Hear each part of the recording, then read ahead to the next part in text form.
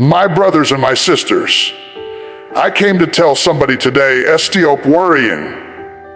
You've been pacing the floor. You've been losing sleep. You've been crying tears nobody else can see. But God whispered into my spirit to remind you, this is not the end of your story. See, you're panicking over the page you're on, but the author has already outlined the next chapter. And let me tell you something. God doesn't write tragedy without redemption. He doesn't end a sentence with a period when he intends to put a comma. You think it's over, but heaven is still writing. I need you to hear me. The battle you're fighting, the storm you're enduring, the pain you're carrying, it's only a setup for the next scene God is about to reveal in your life. Somebody shout, I've got another chapter coming. So lift up your head, square your shoulders, dry your tears, because God is about to show you a version of your destiny that you haven't even dreamed of yet. The pen is in his hand, not yours. And the story he's writing will silence every doubt, every fear, and every lie the enemy tried to tell you. Get ready, because your next chapter is about to turn the page. Worry is one of those silent killers that sneaks into the soul and convinces us that we have control when we really don't.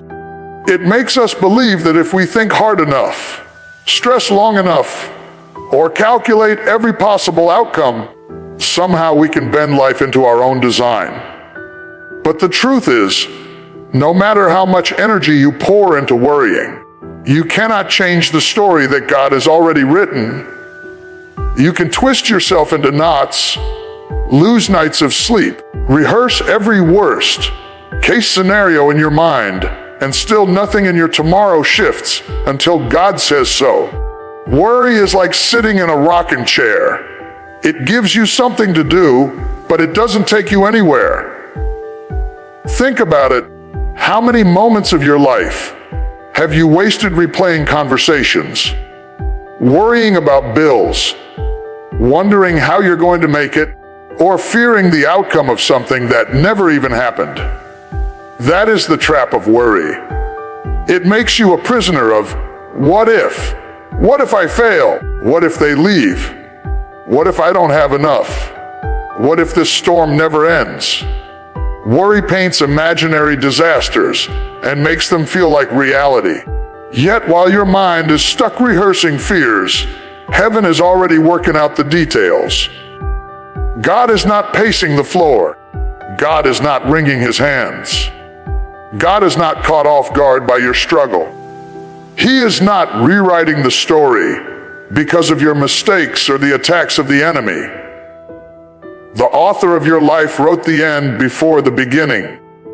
Before you ever took your first breath, he already knew the battles you would fight, the heartbreak you would endure, the detours you would face.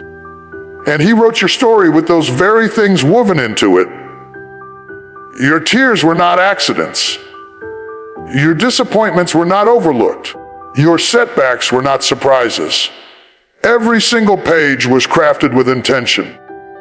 So why waste your energy worrying about something that God has already sealed with his authority? When you understand that your life is in his hands, you stop panicking over what you cannot control. Worry gives the illusion of control, but in reality, it robs you of strength for today. It's like trying to carry the weight of tomorrow before tomorrow even arrives. Jesus himself said, "Who of you by worrying can add a single hour to your life?" Worry doesn't add, it subtracts. It subtracts joy. It subtracts peace. It subtracts focus. And most dangerously, it subtracts faith. Because when you are consumed by worry, your eyes are fixed on the problem, not the one who holds the solution. There is freedom in realizing you don't have to write the script of your life. That job belongs to God. Your part is to trust, to obey, and to keep moving forward.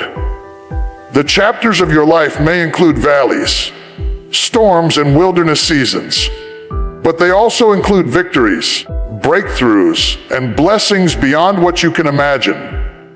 Worry convinces you that the valley is permanent, but God has already written the mountaintop on the next page.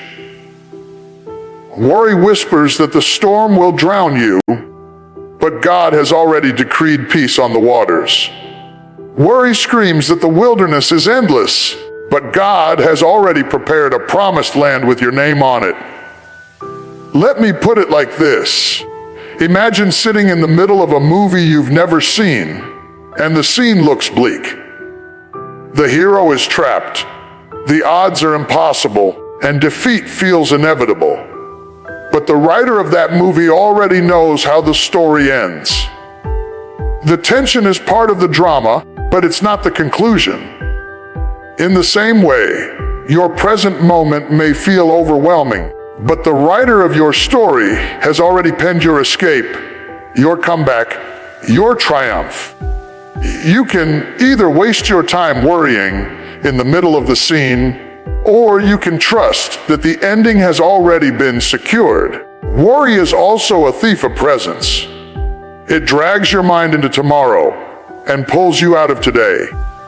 You stop appreciating the blessings that are already around you because you're too busy fearing what's ahead. You miss the laughter in your children's voices, the beauty of a sunrise, the kindness of a friend, because your mind is trapped in a world that hasn't even happened yet. But when you release worry, you free yourself to live fully in the now. You learn to trust God for daily bread instead of panicking about bread for next week. You learn to celebrate small victories instead of despising them, because they don't look like the full picture yet. And here's the truth. Worry never changes the outcome, but faith does. Faith moves mountains. Faith calls things that are not as though they were. Faith activates miracles. Faith turns impossible situations around. When you replace worry with faith, you are saying, God, I trust that your story is better than mine. I trust that even when I can't see the end, you have already written it for my good. That shift from worry to faith doesn't just change your perspective, it changes your reality. Because faith aligns you with heaven's narrative, while worry keeps you bound to fear's script. So the next time your mind starts racing, the next time you feel anxiety rising, the next time the enemy tries to flood your thoughts with panic, remind yourself, worry cannot change the story God has already written. You are not the author. You are not the finisher. You are not the one holding the pen. Your job is to keep turning the pages, trusting that the one who began a good work and you will be faithful to complete it. Worry tells you the story is over. Faith reminds you the best is yet to come. And no matter what it looks like right now, God is still writing. What looks like an ending is only a transition. That is one of the hardest truths to grasp when you're standing in the middle of pain. Endings feel final. They feel heavy. They feel like a door slamming shut with no key to open it again. Maybe it was the end of a relationship you thought would last forever. Maybe it was the end of a career you built your whole identity around. Maybe it was the end of a dream that never seemed to come alive the way you envisioned. When something ends, the human heart wants to call it failure, defeat, or punishment. But what we call the end, God often calls the beginning. What looks like a funeral to us is often a graduation in heaven's eyes. Think about the seed. To the natural eye, when a seed goes into the ground and disappears under the dirt, it looks like death. It looks like burial. But what feels like an ending to the seed is actually a transformation. The outer shell breaks, the darkness covers it, and in the hidden place, life begins to grow. The seed never died, it transitioned. And out of that breaking comes a tree, a flower, or a harvest that was hidden inside all along. The same is true for you. That situation that felt like it buried you was only planting you for something greater. Life is full of these transitions disguised as endings. When the children of Israel stood at the edge of the Red Sea, with Pharaoh's army closing in behind them, it looked like the end of their freedom. They could not see a way forward. To their eyes, the story was over. But to God, it was not the end. It was the transition into a miracle that would define their faith for generations. The waters parted, and they walked into a new chapter. What felt like death was actually deliverance. Jesus himself showed us this truth. When he hung on that cross, the world looked on and thought it was the end of the story.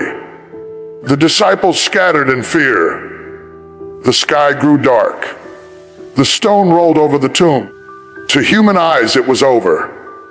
But heaven knew it was only a transition. Resurrection was already scheduled. Victory was already written. And the very thing that looked like the end became the most powerful transition in history, ushering in salvation for all. The problem is, when we're in the middle of the ending, we don't have the perspective to see it as a transition. It hurts too much. It looks too final. The marriage is over. The business closed. The opportunity slipped away. You prayed, you fought, you believed, and it still collapsed. In that moment, it feels like the curtain has fallen and the play is done. But God is the kind of author who writes in acts, not just scenes. One chapter may close, but that doesn't mean the book is finished. You've got to remind yourself this page may be ending, but another page is about to turn. Sometimes endings are necessary to push us into our destiny.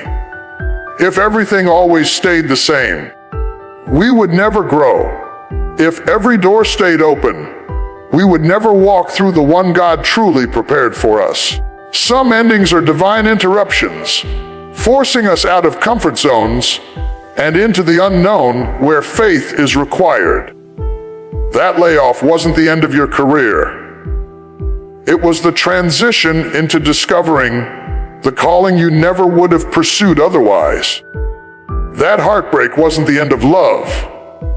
It was the transition into healing, wholeness, and maybe a relationship that honors your soul. That failure wasn't the end of your dream. It was the transition into resilience, wisdom, and the courage to try again with a stronger foundation. The reason we confuse transitions for endings is because transitions are messy. They rarely make sense in the moment. Think about the caterpillar. When it enters the cocoon, it literally dissolves into liquid. It doesn't look like progress. It doesn't look like beauty. It looks like destruction. But in that messy, hidden place, transformation is happening. What emerges is a butterfly, something the caterpillar could never become if it didn't endure the breaking. What feels like the end of your identity may actually be the transition into the truest version of who you were created to be. You cannot judge your story by one chapter. You cannot assume the curtain has closed when God is only changing the scene. He is the master of plot twists. He takes what looks like loss and turns it into testimony. He takes what looks like rejection and turns it into redirection. He takes what looks like death and turns it into life. Your job is not to panic when you see the credits rolling on one part of your story, but to trust that another part is coming that will tie it all together. And here's the truth: many times, you won't see the purpose of the transition until you look back. When Joseph was thrown into the pit by his brothers, sold into slavery, falsely accused, and locked in prison, each ending must have felt like failure. But years later, when he stood in the palace as second in command over Egypt, saving nations from famine. He realized every so-called ending was actually a transition that positioned him for purpose. He could finally say, "What you meant for evil, God meant for good. The same is true for you." The ending you're crying over today might be the very reason you'll be standing in your palace tomorrow. So when life closes a chapter, don't bury your faith with it. When doors slam, don't assume you've been abandoned. When endings come, don't declare defeat too soon. Lift your head and remind yourself, this is not the end. It's the middle of a story still being written. Transition means movement. It means you're not stuck where you are. It means God is shifting you, stretching you, and preparing you for something new. You may not understand the why right now. You may not see the full picture, but trust that the author has a plan. Trust that he writes with intention. Trust that every ending is the seed of a new beginning. And one day, you'll look back and realize what you thought was the death of your dream was the birth of your destiny. What looks like an ending is only a transition. Don't mourn too long at the tomb, because resurrection is already on the schedule. Don't camp at the Red Sea, because God is about to part the waters. Don't fear the cocoon, because wings are being formed. Trust the transition. It's not over. It's just the turning of the page. God's timing is perfect, even when it feels delayed. That statement sounds simple when you say it, but it becomes the hardest truth to cling to when your heart is waiting, when your prayers feel unanswered, and when your patience is running out. We live in a world that wants everything instantly. Instant answers, instant results, instant gratification. But God does not operate on our clocks. He is not bound to our deadlines, and He is not pressured by our impatience. His timing is orchestrated like a symphony. Every note coming in exactly when it's supposed to, every pause intentional, every crescendo arriving right on time. The problem is when we are in the waiting season, we can't always hear the music. All we feel is silence, and silence can feel like delay. But silence does not mean denial, and delay does not mean defeat. When God moves, He moves with precision.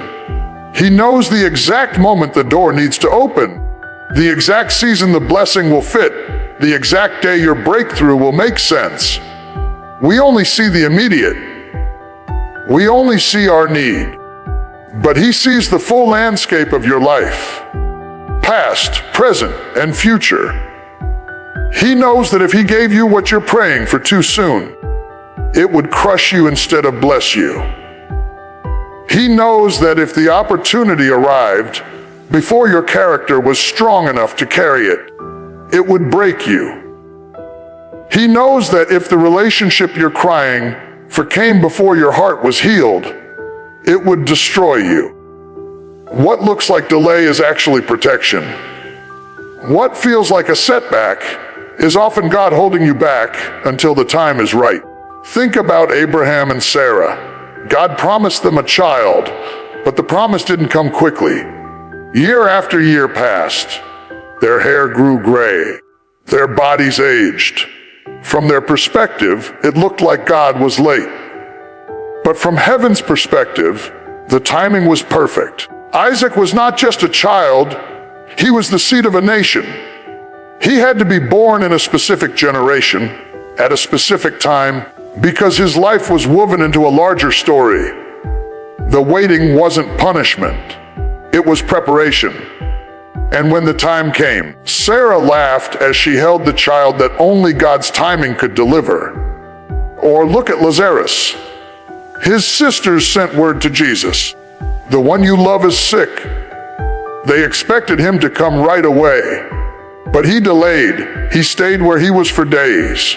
By the time Jesus arrived, Lazarus was dead and buried. To Martha and Mary, it was too late. The timing seemed cruel. But Jesus had not missed his moment.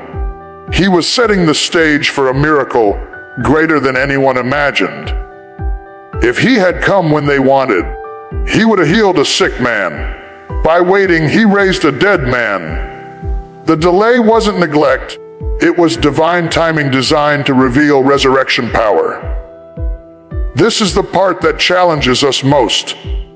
God's timing rarely matches our schedule. We want him to act fast. We want him to show up yesterday. But he is not hurried by human urgency. He is not rushing just because we are restless. In fact, sometimes God slows things down to teach us to trust him. Waiting builds muscles that rushing never can. Waiting teaches surrender. Waiting stretches faith. Waiting reminds us that we are not in control.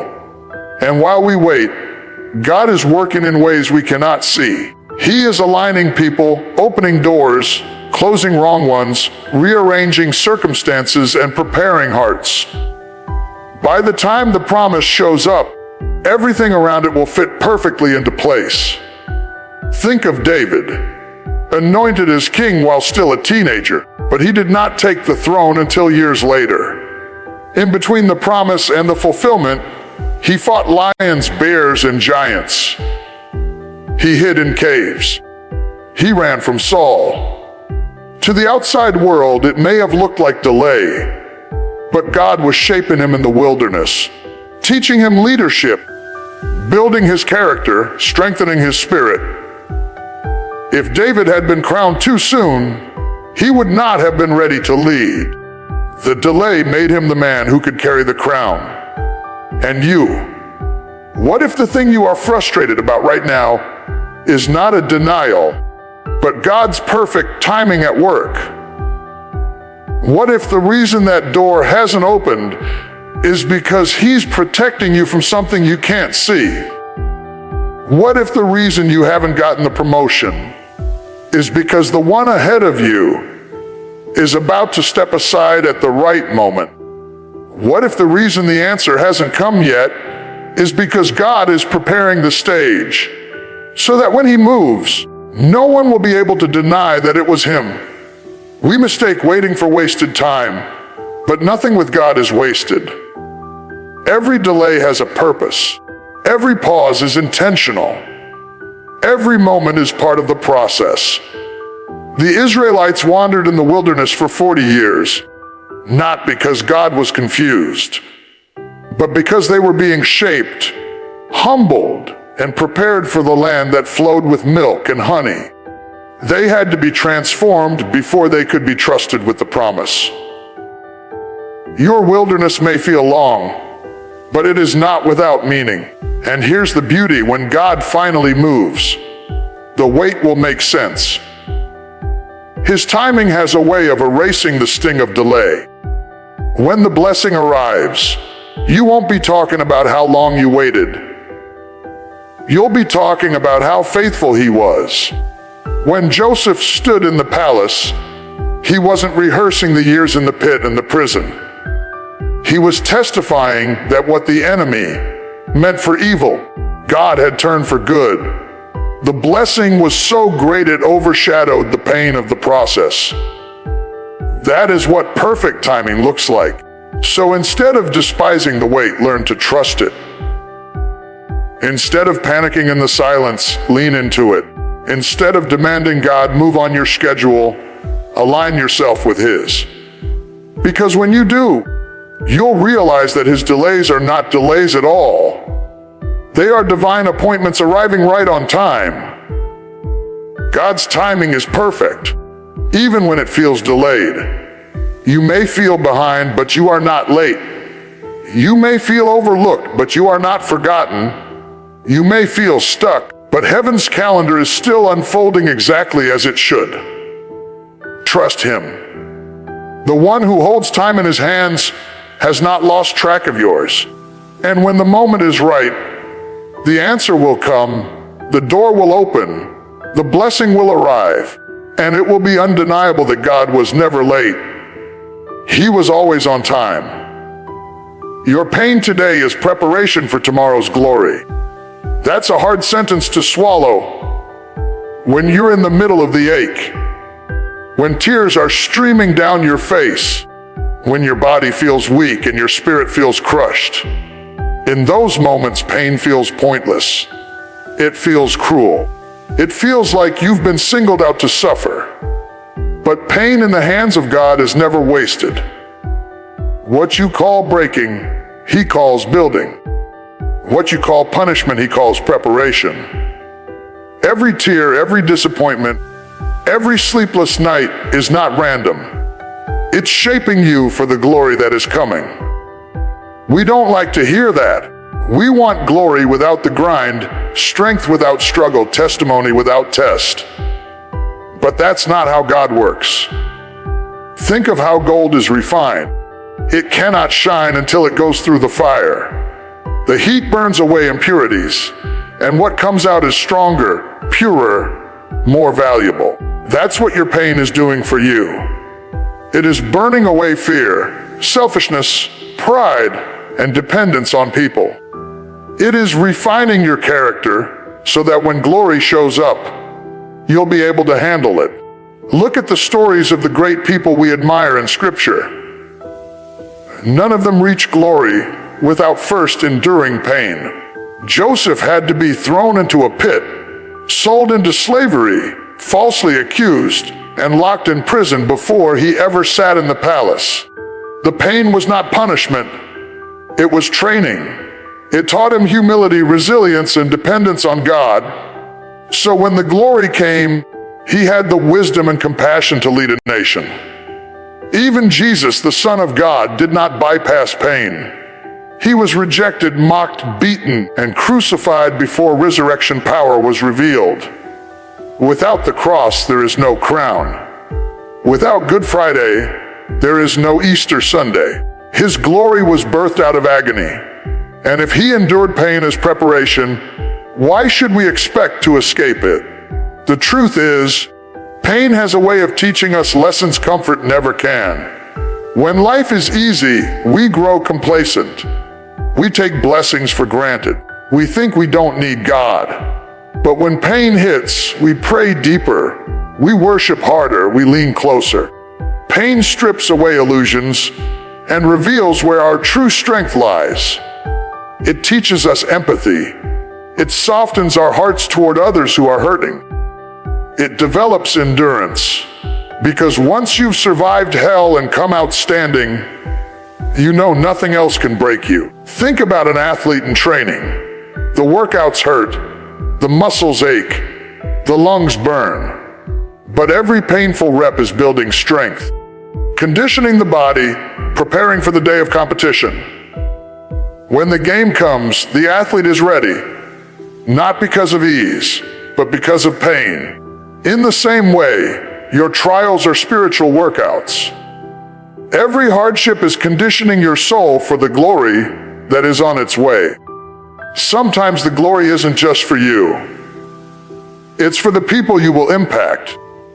The comfort you will bring to someone else tomorrow comes from the pain you are enduring today. Paul said, "What comfort others with the comfort we ourselves have received from God." That means your struggle equips you to be a voice of hope for someone else. Your scars will preach louder than any sermon. The place where you blood will become the place where you bless. And let's be honest, there are things you wouldn't know about God if you hadn't walked through pain. You wouldn't know Him as a healer if you had never been sick. You wouldn't know Him as a provider if you had never been broke. You wouldn't know Him as a deliverer if you had never been trapped. Pain gives you a testimony of His power, and tomorrow's glory is not just your personal success. It's the revelation of God's faithfulness shining through your life. We often pray for God to take the pain away, but sometimes He allows it to stay long enough to produce the fruit He desires. The caterpillar doesn't become a butterfly without the struggle of pushing through the cocoon. The resistance strengthens its wings so it can fly. If someone were to cut the cocoon open early, the butterfly would be too weak to survive. In the same way, if God removed all your struggles prematurely, you wouldn't have the strength to walk in your destiny. He lets you wrestle so that when glory comes, you won't just arrive, you'll soar. This doesn't mean the pain doesn't hurt. It doesn't mean you don't cry or grieve or feel exhausted. It means that while you're hurting, you can hold on to hope that there's purpose in it. Romans 8:18 says, "The sufferings of this present time are not worthy to be compared with the glory that will be revealed." In other words, what you're going through now is small compared to what's coming. The scale is tipped in your favor. The glory is greater than the grief. Your pain today is shaping you for rooms you haven't stepped into yet. It's preparing you to carry blessings that would crush the old version of you. It's training your faith to believe on levels you've never seen before. And one day, you'll look back and realize that the thing you thought was breaking you was actually building you into the person God always intended you to be. So don't despise the pain. Don't waste your suffering. Let it teach you. Let it grow you. Let it remind you that you're in process. Because tomorrow's glory is coming, and when it arrives, it will make sense of every tear you cried. You'll stand stronger, speak wiser, love deeper, and worship louder because you endured. Your pain today is preparation for tomorrow's glory. You may not feel it yet, but the weight of glory that's on the horizon will overshadow the heaviness of your current struggle. Hold on. Don't give up. Keep pressing, because the very thing that hurts now will become the reason you shine later. The next chapter will reveal blessings you never imagined. That sentence carries hope, but it also carries mystery. Because when you are stuck in the middle of heartbreak, disappointment, or failure, it's hard to believe there could be anything good waiting on the next page of your story. Pain has a way of convincing us that the last chapter defines us. But hear me, God is not finished writing. The pen has not slipped from his hand. And what he is preparing in the unseen is far greater than anything you have pictured in your mind. So often we plan our lives in small boxes. We pray for survival when God is preparing abundance. We ask for enough to get by when he is setting us up to overflow. Our imagination is limited by our experiences, our failures, and our fears. But Ephesians says he is able to do exceedingly, abundantly above all we can ask or think. That means no matter how big your dreams are, no matter how detailed your plans are, God's version will always exceed them. The next chapter of your life will not just meet your expectations, it will surpass them.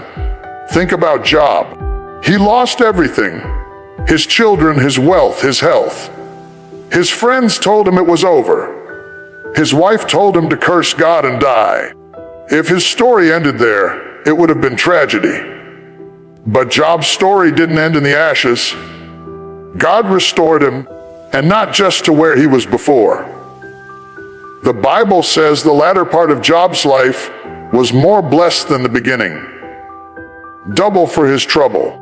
The next chapter revealed blessings he could not have imagined when he was sitting in the middle of loss. That's the way God works. He doesn't just restore to the same level, he multiplies. He gives beauty for ashes, joy for mourning, praise for despair. You think it's over, but he's planning a comeback that will leave people stunned. The same mouths that whispered about your downfall will testify about your breakthrough. The same hands that pointed at your failure will have to clap at your victory. The next chapter holds blessings you never imagined, because God often hides them until the right moment. If He showed you everything at once, you wouldn't be able to handle it. Sometimes He has to close one chapter completely before He unveils the next one. That's why you couldn't stay in that relationship. That's why that job ended. That's why the plan you built crumbled, because the old chapter couldn't contain the new blessing. And the longer you hold on to what's behind you, the harder it is to step into what's ahead. There is a pattern in Scripture. Every time God closes one season, He opens another that is greater. When the Israelites left Egypt, they thought freedom was the blessing, and it was. But Canaan was coming. When Ruth lost her husband, she thought her life was over. But Boaz was waiting, and through him came a lineage that led to the Savior. When the disciples saw Jesus crucified, they thought the movement was finished. But Pentecost was coming, and with it, the birth of the church that would spread across nations. Every ending sets the stage for an unimaginable blessing. You may think you know what you want, but God knows what you need. And when He brings it, you'll realize why. He didn't answer your prayers the way you asked. Some of the greatest blessings in your life will come disguised as detours. You prayed for one door, but He shut it and opened another that led to something greater. You cried over what you lost, but then you saw what He gave you in its place, and you realized His no was really protection for His yes. The next chapter will also reveal blessings in areas you didn't even know you needed. God isn't just concerned with giving you things. He wants to transform you. He wants to bless your mind with peace, your heart with joy, your spirit with strength. Some of the blessings waiting for you aren't material at all. They are spiritual treasures that will outlast every possession. And when you walk into that chapter, you will feel lighter, freer, and more whole than you ever thought possible. The beautiful thing about God's blessings is that they don't just impact you, they overflow into others. When God turns the page, the blessing He places in your life will pour into your family, your community, your children, and even generations you may never meet. Joseph's blessing wasn't just his own. It preserved entire nations during famine. Esther's blessing wasn't just for her. It saved her people. The blessing in your next chapter will ripple outward in ways you cannot yet imagine. But here's the challenge. You have to trust the process before you see the blessing. That's where faith comes in. You don't get to read the next chapter before it's written. You have to believe that the author is good, that his plans are for your welfare and not for harm, that his story for you leads to hope and a future. You have to turn the page. Even when your hands are shaking, even when you're still grieving the last chapter, even when you don't understand. And one day, you'll look back and laugh at how small your prayers were compared to the blessings that showed up.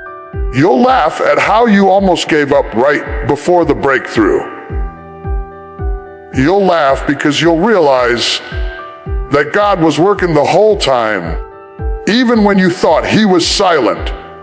The next chapter will reveal blessings you never imagined. Blessings that heal wounds you thought would never close. Blessings that restore joy you thought was gone forever. Blessings that prove every tear, every delay, every trial was worth it. You are not at the end. You are at the turning point, and what's coming is going to make sense of everything you've endured. So lift your eyes. Stop staring at the last page. The story isn't over. The pen is still moving, and the author has already written blessings into your future that are bigger, brighter, and more beautiful than you can dream. Your job is to keep walking, keep believing, keep trusting, because the next chapter is about to reveal blessings you never imagined.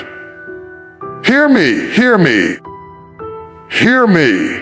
After everything we've walked through today, I came to remind you of this one unshakable truth. You don't have to worry. Worry cannot rewrite the story God has already written. Worry cannot erase His promises. Worry cannot cancel His plan. The ink of heaven is permanent, and the author has not lost control of the narrative. What looks like an ending in your life is not the end. It's a transition. That closed door, that heartbreak, that failure, that chapter you thought buried you, it was only setting the stage for what's coming next. Transitions feel like loss, but in the hands of God, they are simply movement toward destiny. And while you're waiting in the in-between, don't you dare think He's late. God's timing is perfect. He's not behind schedule. He's not scrambling to catch up. He's aligning, preparing, orchestrating. He's building your strength in the waiting, so that when the door swings open, you'll be ready to walk through it with authority. And yes, I know the pain cuts deep. I know the nights have been long, but your pain today is not wasted. It's preparation for tomorrow's glory. That suffering is shaping you, refining you, strengthening you for the way to blessing that's coming. The cross was painful, but the resurrection was glorious. And the same God who brought Jesus from the grave is shaping you through every tear. So don't quit here. Don't give up here. Don't close the book when God is still writing. Because the next chapter, my God, the next chapter will reveal blessings you never imagined. Double for your trouble, beauty for ashes, joy for mourning, favor that doesn't make sense, breakthrough that silences every critic. And when it comes, you'll realize it was worth the wait, worth the pain, worth the tears. So stand tall, lift your voice, square your shoulders, and declare to every fear, every doubt, every lie of the enemy, this is not my end. This is my transition. This is my preparation. This is my setup for the blessing God has already written into my story. The best is not behind you. The best is ahead of you. And when God turns the page, your life will never be the same again.